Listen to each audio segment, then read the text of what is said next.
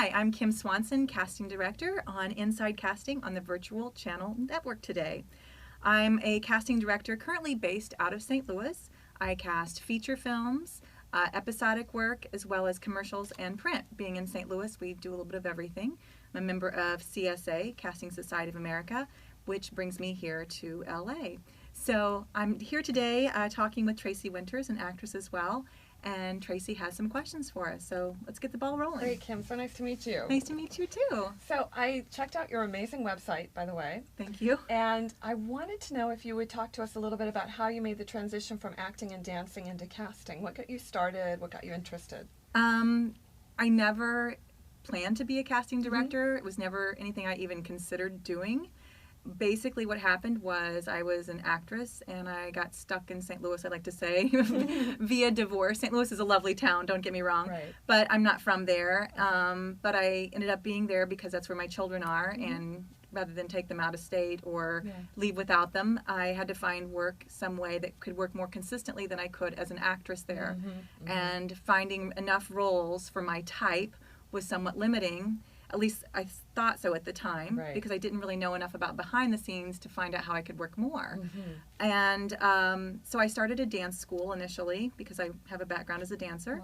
And when I was expecting my son, a producer approached me and said, I'm having a really hard time casting a project, but you seem to know a lot of actors and actresses in town. Do you know anybody who? And I said, well, you know who would be great for that? Renee would be perfect, and let me send her over. And they cast her and thought she was wonderful.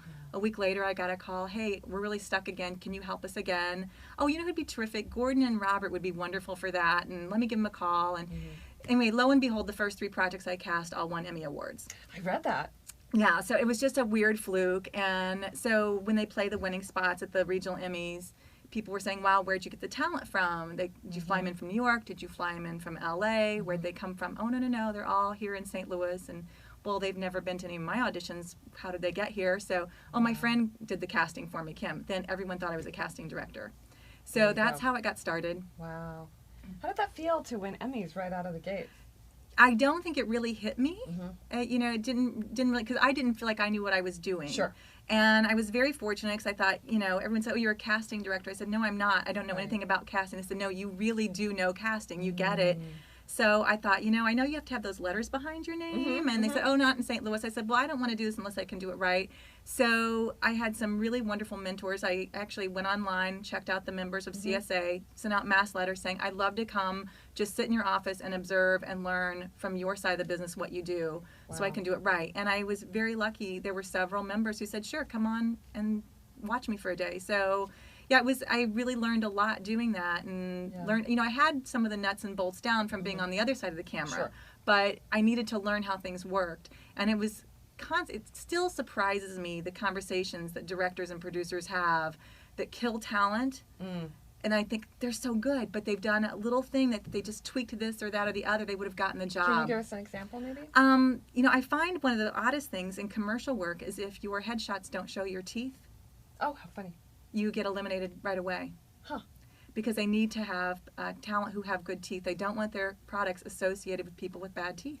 So, for instance, I'm not a tooth smiler. So, learn to be a tooth smiler? Learn to be a tooth smiler. For your commercial shot, that would be wise. They just want to make sure you don't have any blacked out teeth, missing teeth, anything you're hiding. So if your teeth aren't showing for commercial work, a lot of times they'll automatically eliminate you, because when they have 300 or 400 options for one particular role, how can we narrow down those options? Well, they're not going to pay me to get on the phone and call the 100 or 200 options who aren't showing their teeth.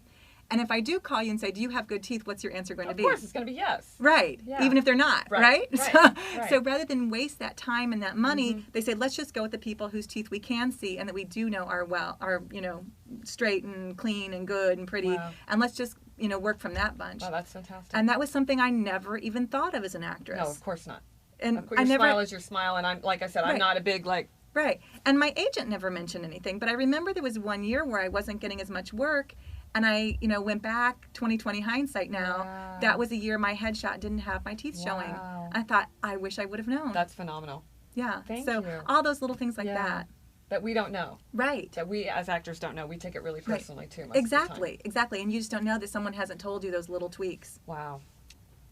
Thanks for watching us again on Inside Casting. Glad to have you. We'll look forward to seeing you again next week.